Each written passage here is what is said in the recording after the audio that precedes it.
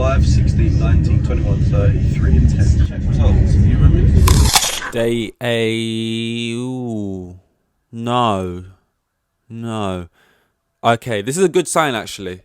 This is a good sign. I went to go say day 8, as in 8th consecutive day. But then I paused and said, wait, is it day 9? And that's a good sign, because it means we're getting to a point where where a number is getting hard to remember. Whenever you start like something you're trying to do and you start to forget what number you're on, means you've been doing it kind of long enough. 9 days in a row isn't anything insane, but is it 8 days in a row? You know what I mean? We're getting to the point where it's getting muddy, and that's good. That is good. Now, as always, in between football matches, and it clicks in my brain, remember, wait, I'm doing this, let me make sure I do this. Arsenal about to play Brighton, I'm about to watch that game. But doing this first real quick. And I had a couple of things. And the thing that actually reminded me is I was scrolling Instagram, and this is just these are one of those things that, like, with age and time, you'll just stop caring about things that don't matter, that just bother you. But, like, all these, like, football Twitter accounts that, not like, when I say football Twitter accounts, I don't mean, like, the people with, like, a football player as their picture and they just spout, like, they just post bait to trigger people and they're just toxic to each other. I'm talking about, like, football meme accounts, like these big accounts, kind of like Sport Bible. That's what called Sport Bible, and like all those accounts, kind of like them. Yeah, I guess them, like Sport Bible and all the rest of them. I can't remember their names. Those accounts, they always post a lot recently, and this just goes to show kind of the level that we're at when it comes to personalities in football, because football is full of a bunch of personalities. Obviously, kind of that many people playing the game, and they're all just boring twats. But all their personalities are massively suppressed, because when you play football, if you say anything even slightly outrageous, the media will eat you up. The English media will kill you. And in football, you'll be demonized. I got it right the first time. Demonized immediately. You don't get away with nothing, and everyone is media trained to fuck, so you don't get much personality. In basketball or other sports or Formula One, that's a fun thing about it. That you can just chat shit, you can have rivalries, you can hate teams, you can just be like, yeah, we want to beat him. Hate this player. He's a little smurf. We'll wreck him. You can just say what you want, really. I do kind of like that it's suppressed in football to an extent, because it makes it different, and it makes when someone does say something a little bit fiery in an interview, it's like a headline. It's like a cool thing. It's like oh, did you see how pissed the manager was? He came out and he said this and that, and it kind of adds more weight to stuff. But it leads to football accounts making tweets like, oh my god, Ben White is so hilarious. And I see it all the time. Ben White, Arsenal footballer, defender. Nothing against Ben White. Don't really care. And I'm not saying he's like completely boring either. But the amount of times I've seen it tweeted, Ben White, so funny. And today was the last straw, because it was Ben White is basically not even a footballer. He's just a comedian at this point. So funny. And whenever it'll be like, oh, okay, I'll click on it. Oh, I can't. The sound's not coming. Where's my earphones? Move my earphones in real quick. I'm doing like a whole little thing to like only listen to this little 16-second video, see what all the things about. It's just him being boring as like every time I'm being baited in to like, oh, look at this funny like today Sky Sports posted oh my god, you have to watch this to see the hilarious reason why. By the way, all normal case hilarious cap lock, right? Caps lock. You have to see the hilarious reason why Marcus Rashford was benched, and you watch it and Rashford's like, they're like, why was you bench Rashford? And he's like, oh, I was just late to a meeting, basically. Yeah, I slept in. It happens to anyone. And then the video ends. That's the standard when it comes to football. That is, quote unquote, hilarious. So yeah, Ben White, he speaks so monotone. It's just stuff like, Ben, apparently your real name is Benjamin. Is that true? Yeah, my real name is Benjamin. So why'd they call you Ben? Because that's my name. And that's the clip. That's verbatim one of the clips that makes Ben White apparently the best comedic genius to happen to this country since Ricky Gervais. Honestly, he should have a special. They should bring him out at half time just to keep the crowd lively. He's just the most plain sort of Essex looking. I don't know where he's actually from, but sort of just Essex bloke. Yeah, Yeah, he just answers questions like he's not interested, and that's why he's crazy funny. And I'm just like, guys, it's less of it's less. This is less of a comment on Ben White and more of and even his name. It doesn't help when you got a name like White Bread, Ben White. You know, but yeah, it's less of a comment on Ben White and more just this is what we got in football to deal with. That is what gets clipped up. Like imagine that like if you watch probably like I don't know, I don't watch basketball, but if you watch like a compilation of like clips from interviews from players like I know LeBron James or even just like not goats of the game. It's kind of crazy that the goats of the games come out and say you know what I saw today on Twitter. Ja Morant. Now I don't know if I pronounced that right because I don't watch basketball, but he's like the young gun. He's sick and whatever, and he's like good. And I always see stuff about him on Twitter. Ja Morant, one of the two. I think he plays like the Grizzlies. Hopefully that's actually a team. And he tweeted, "Free Thug." Right, normal tweet. But then, like, I'm like, no, that's not a normal tweet. You're like, no mad that is. I get it. Like, yeah, whatever. You tweet what you want, right? But basketball player, he's just like, free thug. It's not a thing. He gets on with his day. It's whatever. Can you imagine, right? The uproar. Imagine if Harry Kane tweeted free thug. It would be like, it would be mental. It like the difference in between the freedom of speech or like just the media trainedness or just like the authenticity of players in like American sports compared to like football is unreal. You just got Harry Kane posted up outside like oh my god, it would never happen. I know I picked Harry Kane because that's like if Raheem Sterling said it. Actually, if Raheem Sterling said it, it would fit. It'd make more sense. Like Harry Kane's just funnier because he's Harry Kane. Sterling would make more sense, but Sterling would arguably get eaten alive more, even more so. He's the one with the gun tattoo, and that didn't go down well. But yeah, no, it is what it is. I forgot to mention yesterday as well. But like the day before yesterday, as a joke, I wasn't like concocting. I didn't do like a spiritual ritual little witch trial thing. I didn't make this happen. But I was like, oh god, I've got nothing to talk about. Why doesn't I went on Twitter saying, has anyone died? Has anyone died? Anyone big gonna die? That'd be great. Great topics. Come on, guys, help a guy out. Not actually wishing the death upon anyone. Obviously, I said it as a passing statement. Literally 2 hours after I said that, Pele dies. Pele. Everyone knows Pele. The name Pele. It's like Beyonce.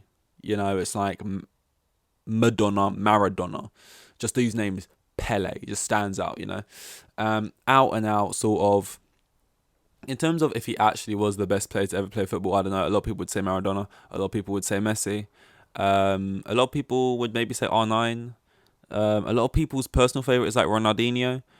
Doesn't really matter. He kind of just like is the face and was the forefront of football. And yeah, it was like, I feel like it was my fault. No, I didn't actually. But it was a weird coincidence. I was like, yo, anyone want to pop their clogs? And then not Messi. Then he's still going. And so is Ronaldo. But his career ain't. Transition. Yeah, Ronaldo signs for... That's all I said in it. I was like, yo, can anyone die so I can talk about it? Pele dies, like biggest guy in football, most like inspirational guy for children all across the globe, maybe, or at least a whole entire generation at some point. And I just sort of mentioned it, and then I spoke more about Ben White being boring. But yeah, what was I saying? Ronaldo signs for some Saudi Arabian team, so that's great. And it's not, well, it is like, it's partly bad. Well, it's partly embarrassing, I guess, partly an L because it's like a Saudi Arabian team, and he said he would never end his career in like an embarrassing manner, like going to America or going to like a Saudi Arabian team or like a really low down league before like a high wage. And maybe he won't end his career there. Maybe he'll stay there for like 6 months and jog on somewhere else and go to like Sporting Lisbon or something after he notches 40 goals in 20 games there or something. But to me, like what's even more like of an L is yeah, okay, it's you're going to like Saudi Arabia. Great players have went to terrible leagues. Obviously, he's like a GOAT player, but still, it's the fact the team wear yellow and blue. It just hashtag United colours. You know what I mean? It's just so yellow and blue, yellow kit with the blue sleeves. It just looks so Sunday League. Like it looks so. The drop off is mad. The photo is so funny. They picked him as well. But like you're going from like Manchester United's reds. You was at Real Madrid's. Just pristine white. You had like the black and white stripes of Juventus, and then like you're in the yellow and blue of Qatar FC or whatever the team is called, Al Nazir. And then you're done in the famous yellow and blue of Al Nazir. Hall of Fame player just by signing on the dotted line. How old is that team, do you reckon? Like, are they an old team? Saudi Arabia, actually, Qatar's a relatively new place, like along with Dubai and all that. But I think Saudi Arabia, they were all right at the World Cup. Out of all the Middle Eastern teams, because Qatar were dog water. Saudi Arabia, they beat the winners. They beat Argentina, you know what I mean? So, who else was there? Qatar, Saudi Arabia. Was there no one else? Not that I can remember. Not that I can think of. But yeah, no, it was crazy. It was crazy. It's all been crazy.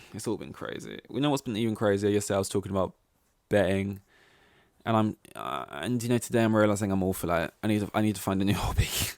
I'm not got an addictive personality. I feel like I could. I don't want to test this theory, but I feel like I could like take heroin and I'd be fine.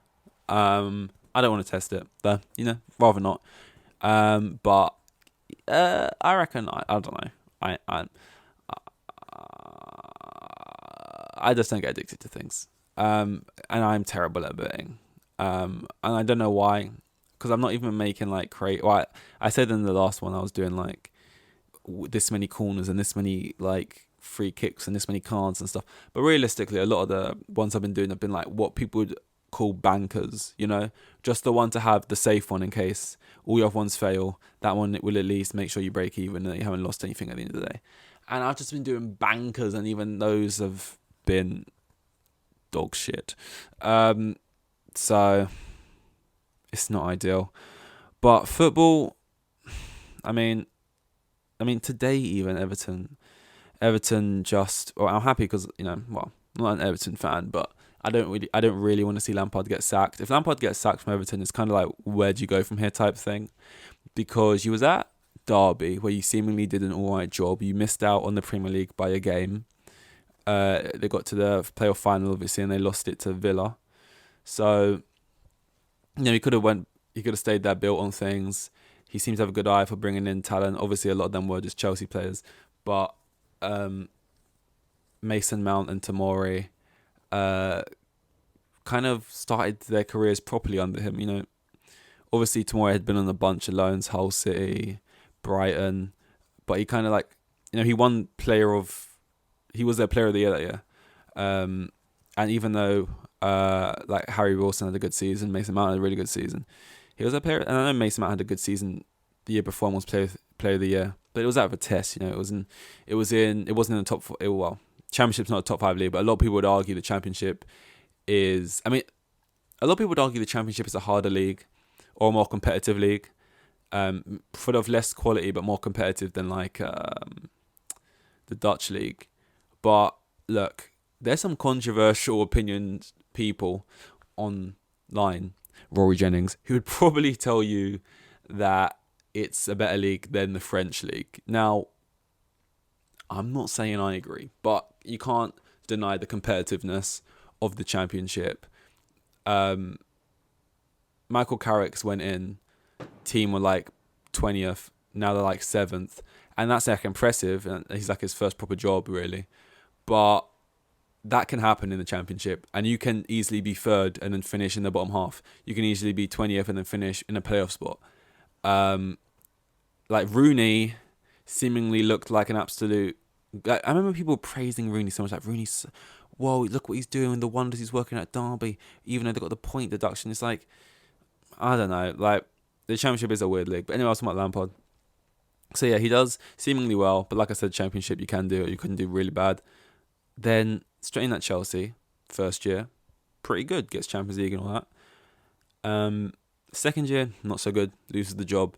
And then to walk in at Everton, to like lose that one as well, it's like, okay. And Everton at the moment are sort of like a bottom half of the table, relegation battle inside. So if you lose a job at one of those types of teams, like Wolves aren't going to take you, like another team in the Premier isn't going to take you.